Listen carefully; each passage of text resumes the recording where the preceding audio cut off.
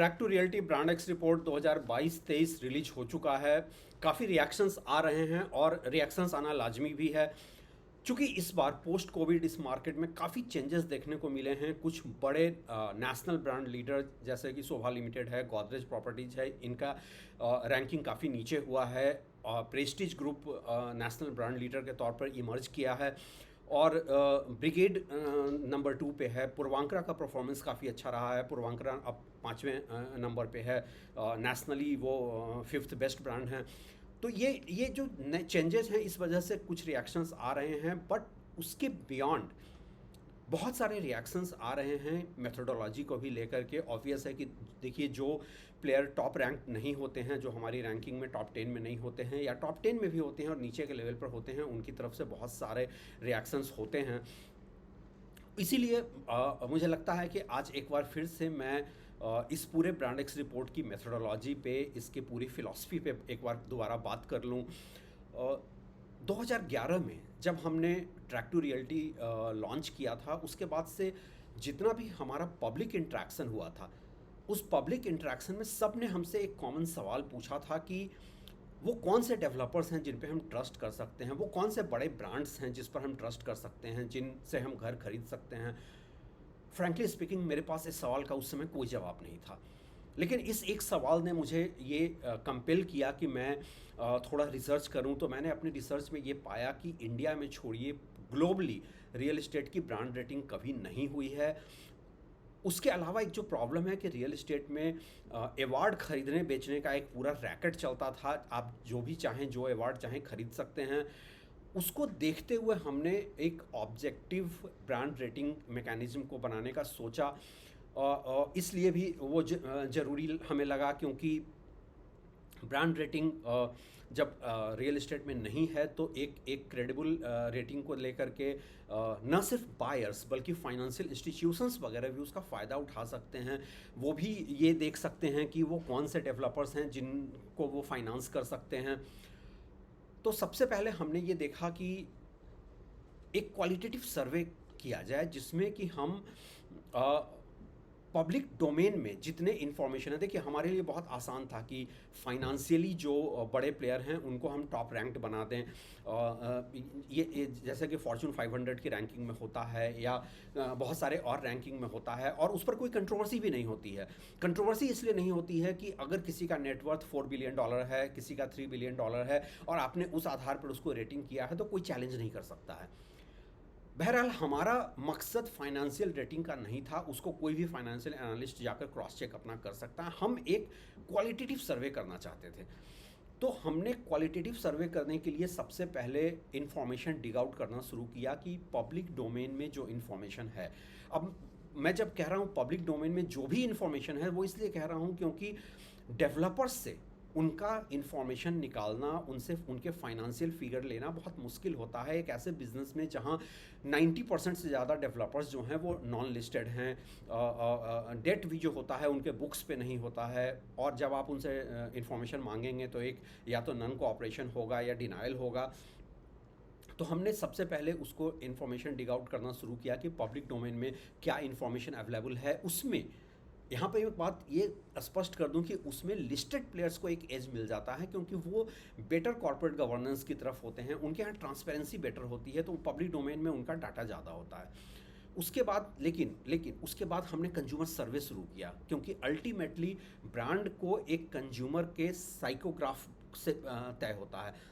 हमने कंज्यूमर के हर touch point को पे सवाल उठाना शुरू किया कि फॉर एग्जांपल कोई फिजिकली बात करें तो हमारे लिए ये इम्पॉर्टेंट नहीं था कि आपका फिजिकल टॉप लाइन क्या है। हम बायर को समझना चाह रहे थे, क्या आप एक बिल्डर पे ये ट्रस्ट करेंगे कि ये फाइनेंशियली स्ट्रांग है और ये डिलीवर कर देगा।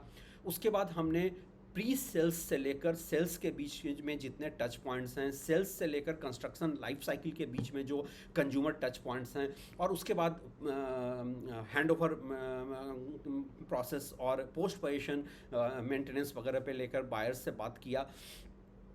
अब हमारे लिए एक हेट्रोजेनस सेट ऑफ ऑडियंस से जब हम बात करते हैं, तो एक हेट्रोजेनस सेट ऑफ ऑडियंस से बात करने में एक बहुत बड़ा चैलेंज ये आता है कि आप इक्वल नंबर ऑफ बायर्स नहीं डिसाइड कर सकते हैं कि हर डेवलपर के इक्वल नंबर ऑफ बायर्स को हमने पकड़ लिया है। तो हम क्या करते हैं कि फॉर एग्जांपल हमने एक बायर से पूछा कि अच्छा, आपने डेवलपर ए से घर खरीदा है, क्या ये आपका यही एक चॉइस था या आपने 4-5 और डेवलपर शॉर्टलिस्ट किए थे, और अगर आपने 4-5 और शॉर्टलिस्ट किए थे तो आपने इस पर्टिकुलर डेवलपर से ही क्यों खरीदा।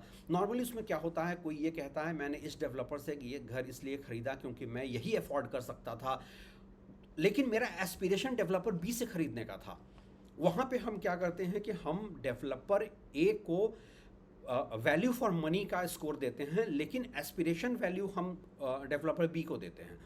तो हम इस तरीके से पूरा कंज्यूमर साइकोग्राफ के आधार पे एक ब्रांड इवैल्यूएशन करते हैं, और उसमें बहुत सारे बड़े प्लेयर, जब मैं कह रहा हूँ तो मैं फिजिकली बड़े प्लेयर की बात कर रहा हूँ। फॉर एग्जांपल मुंबई के ज़्यादातर प्लेयर, चूँकि वहाँ पर लैंड कॉस्ट बहुत ज़्यादा है, तो उनका फिजिकल टॉप लाइन बहुत हाई होता है। वो कतई यह तय नहीं करता है कि वो प्लेयर्स जो हैं वो टॉप ब्रांड्स भी होंगे। वो अपना एक एड कैंपेन निकाल सकते हैं, India's largest real estate company by sales realization, लेकिन in terms of brand value कई बार मिड साइज और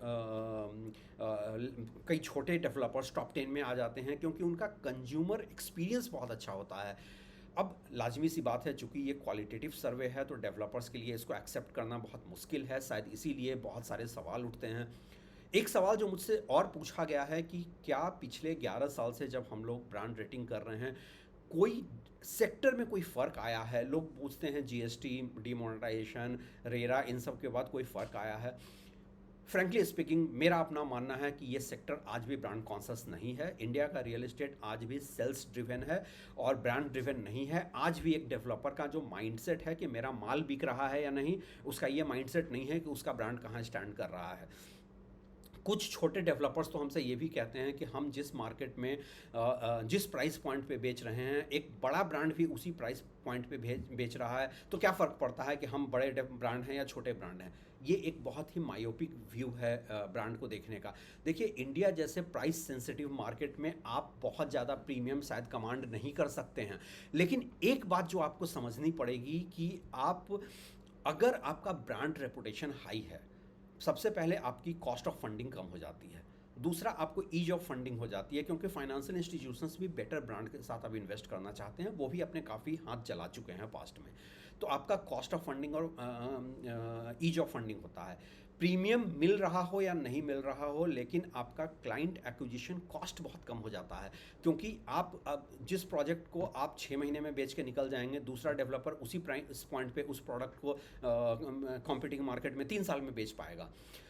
तो ये आपका ब्रांड का जो रब ऑफ इफेक्ट है वो आपको कई लेवल पर मिलता है, कॉस्ट ऑफ फंडिंग में मिलता है, ईज ऑफ फंडिंग में मिलता है, और ज़्यादातर जो ब्रांड कॉन्शियस डेवलपर्स हैं वो इस चीज़ को समझते हैं, लेकिन लार्ज यूनिवर्स जो रियल एस्टेट का है वो उस चीज़ को अभी नहीं समझ पा रहा है। तो हम जब देखते हैं कि एक बड़ा ब्रांड का क्लाइंट एक्विजिशन कॉस्ट क्या है, लाइफ साइकिल प्रोजेक्ट का क्या है, कितने दिन वो मार्केट में रहा, तो इन सब के आधार पे हम एक ब्रांड को इवैल्यूएट करते हैं। हमारा ये जो रेटिंग मैकेनिज्म है, ये एक बहुत ही रोबस्ट मैकेनिज्म है। हमने 11 साल इस पर काम किया है। ऑब्वियस है कि क्वेरीज और क्रिटिसिज्म हमेशा आते रहेंगे, लेकिन आज तक इस 11 साल की जर्नी में बहुत सारे लीगल नोटिसेज भी आए हैं, लेकिन कोई ब्रांड हमें कोर्ट में नहीं घसीट पाया है, कोई भी डेवलपर हमें कोर्ट में इस ग्राउंड पे नहीं घसीट पाया है। उसकी सिंपल सी वजह ये है कि एक डेवलपर अपने बिजनेस को जानता है। इस एक ऐसे बिजनेस में जहाँ पे पब्लिक डोमेन में डाटा अवेलेबल नहीं होता है, जहाँ नंबर क्रंचिंग नहीं होता, जहाँ कंज्यूमर एक्सपीरियंस पे बात नहीं होती है, शायद track two reality brand X report उस डेंजर जोन में चला जाता है, जहाँ पे कि कई डेवलपर्स जो टॉप रैंक्ड होते हैं वो उसका फ़ायदा उठाते हैं, वो फाइनेंशियल इंस्टीट्यूशंस को जाकर दिखाते हैं कि हम बेटर ब्रांड हैं। जो बेटर ब्रांड नहीं होते हैं उनके तरफ से थोड़ी क्रेविंग होती है। लेकिन 11 साल की इस जर्नी में एक चीज़ मैंने नोट किया है कि इंडिया का रियल एस्टेट ब्रांड सेंट्रिक आज भी नहीं बना है।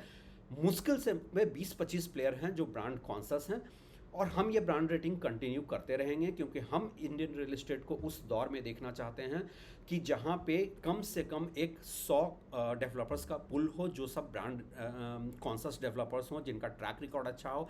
क्योंकि इस देश का एक एवरेज होम बायर अपने इतने हाथ जला चुका है कि आज उसको वाकई रेप्यूटेड और ब्रांडेड डेवलपर्स की ज़रूरत है।